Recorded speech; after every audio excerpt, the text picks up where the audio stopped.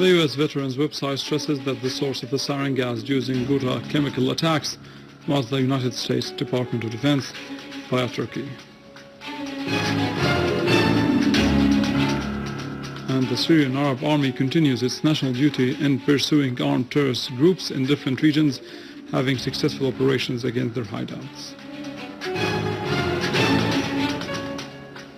The Austrian Anton Sarder narrates stories about the brutality of terrorists who kidnapped him in Al-War, Homs.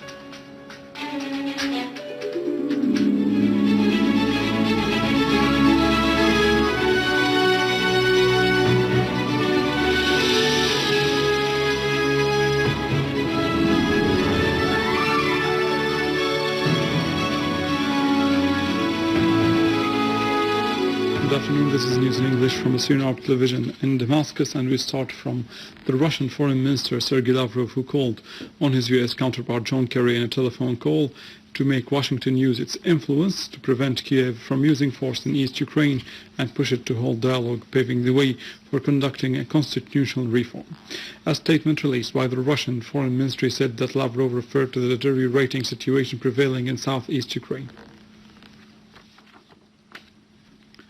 Going back to our field news, in Hama, 2 citizens were martyred while 10 others were injured by a truck bomb in Al-Karzali village of the governorate's southern countryside.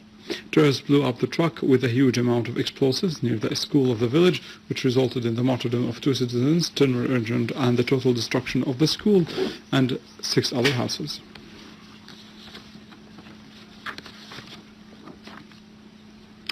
The Syrian Arab Army continues its national duty in pursuing armed terrorist groups in different areas of Syria, having successful operations against their hideouts in several locations and foiling infiltration attempts by them. A closer look in the following report. In Damascus countryside, scores of terrorists were killed or wounded in Rankus Valley near Al-Sakhra village. A 70-meter-long tunnel used by terrorists in moving weapons was discovered in Krum village. In Daraa, Army units foiled infiltration attempts by armed terrorist groups from Al-Yadoudi village to the safe areas in Al-Yarmouk area and from a Nazihin camp to the consumption company in the camp in Daraa. The source added that the army killed and injured all members of the armed terrorist groups and destroyed their tools. The army units also destroyed terrorist gatherings in Busra al-Harir and Inkhil and the other nearby areas. In Homs, a military source said that army units killed and injured a number of terrorists in Al-Mashirfit, Al-Bisi to the east of Mesade and Al-Ghassibiye in Ad-Dar al-Kabira in Homs countryside and destroyed their criminal equipment. In Aleppo, an army unit foiled terrorist groups' infiltration attempt to Al-Amiri in Aleppo city, killing and injuring a number of them. A military source said that the army units also killed and injured a number of terrorists and destroyed their tools in Haritan, Al-Layramoun, Bani Zaid, Al-Misilmi, Khan Toman, Al-Rashidin, Al-Haydariye, Tel Rifat and the surrounding Aleppo Central Prison, and Al-Sukkari in Aleppo city and its countryside. In Idlib countryside, army units targeted terrorists in the villages of Tel Selmo, Abu Zuhur and Jisr Shughur. Many of the terrorists killed were Chechen. Anton Sarder, an Austrian citizen who came to visit a friend of his in Homs city in central Syria, fell as a victim in the terrorist hands in the Al-War neighborhood. Sarder said that the kidnappers of Jabhat al-Nusra had harshly tortured him, stolen his money and locked him for months. Till the Austrian government has known about that, so they immediately called on the Syrian government, which have liberated him.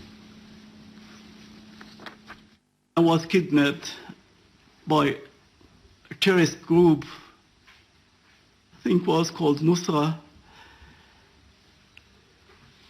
They took me from my house. They beated me real bad. They took all my money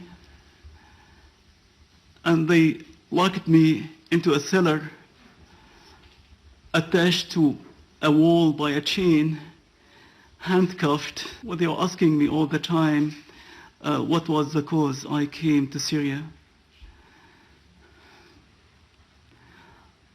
They told me if I if I were a spy for the Syrian government.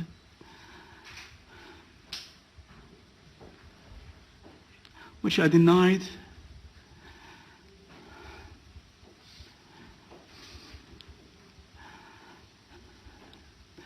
After taking my money, I thought they would just get rid of me and shoot me. I was begging for my life.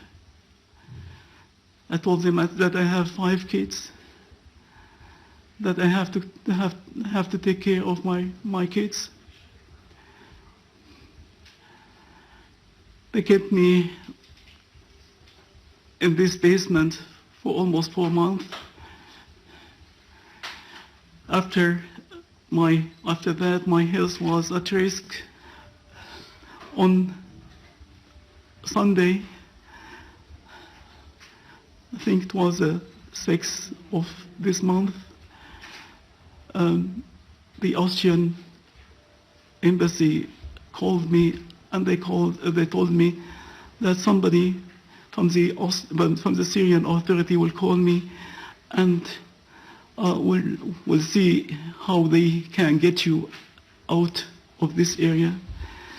And indeed, somebody from the Syrian authority called me, and he asked me first where I was standing. I told him I was standing in front. There's a church in this area, in War area. Told him I was standing just in front of the church. He told me if I can come to the checkpoint. I told him I've been watched. I have been watched, and somebody is following me all the time. He told me if I cannot just try to mislead him. I told him, sir, we'll try. It is in my interest. That's why I went to the church, pretending that I will go to church. Stayed there for a while. And this church has 2 doors. I went out from the other door, and after going out, I was running as fast as I could to reach the checkpoint. And that's where I was welcomed by the Syrian army, by this gentleman from the Syrian authority. And if it wasn't for him, for his help, I wouldn't be saved. And I really thank everybody, that the Austrian embassy and the Syrian authority for helping me getting out and going home safe. And it has been a catastrophe for me. I'm trying just to forget all I have suffered in this time that I was kept by this terrorist, but I still can't, because there are still hurts deep, still marks on my body. They were hitting me on all places. They didn't care whether I'm a human being or an animal. The United States Veterans website has disclosed new information about the involvement of Turkey in the chemical attack launched against Eastern Ghouta last August. The website stressed that the source of the sarin gas was the United States Department of Defense that was delivered via Turkey. More in the following. The U.S. Veterans Today website said that the sarin gas used in the chemical attack launched against Eastern Ghouta came from the U.S. Defense Department, which established Liberated's network that produces weapons of mass destruction in Georgia. The website added that the toxic gas was conveyed to Turkey to be passed to the terrorists linked to Al-Qaeda organization. This confession was broadcasted by the Syrian TV for one of the terrorists who took part in planning the attack. At the beginning of 2012, I was informed by the Emir of my group that there was an extremely secret issue.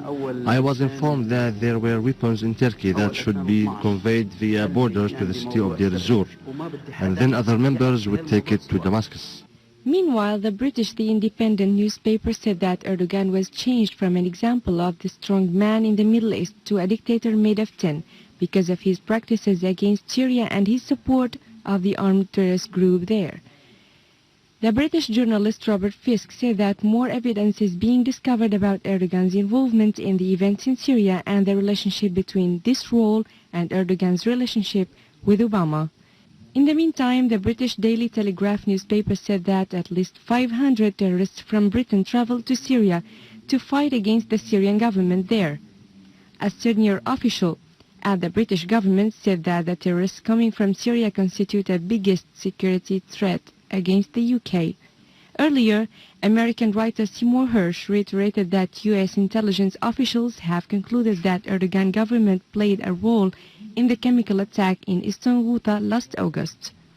Hersh revealed in an article 3 days ago in the journal London Review of Books the critical role played by Turkey's Prime Minister Recep Tayyip Erdogan and his officials in the chemical attack carried out by armed terrorist groups in Eastern Ghouta near Damascus on August 21, 2013, in an attempt to push the United States to launch a new aggression against Syria.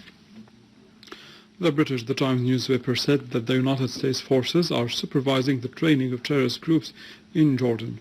The Daily quoted one of the terrorists as saying that he moved from the south of Syria to a training facility in the Jordanian desert where he spent 40 days training by American officers. He added that he trained on the use of Kalashnikov, machine guns, mortar bombs, landmines and anti-tank missiles, referring that he received $500 at the end of his training. The Swiss television broadcast an interview with a terrorist who was recruited through the internet to be sent for fighting in Syria. The terrorist said that those who are called jihadists in Syria do not apply Islamic rules, and this pushed him to return to his homeland in the first available opportunity. He added that terrorists in Syria are divided into 3 categories. The first is for suicided bombings, the second for transferring weapons and fighting, and the third for organization and communication. The interviewer said that there are 3 centers for recruiting terrorists and sending them to fight in Syria.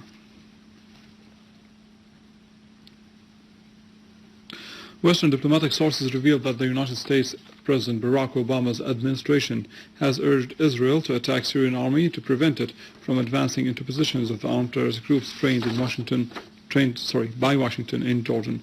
The American World Tribune newspaper quoted a source as saying that the United States wants Israel to stop the advance of the Syrian army towards areas in the south of the country. The sources added that this is the first time a request by the United States for an Israeli intervention in Syria is revealed. The newspaper affirmed that the U.S. trains more than 1,000 terrorists in the framework of a program run by Washington and Jordan and financed by the Saudi regime. With this, we end our news for today. Thank you for watching. For more details about Syria and the region, and to view this bulletin again, you can always visit our website in English, www.syriaonline.sy. Now, the latest business and market news with Nariman Qassam, but after a short break.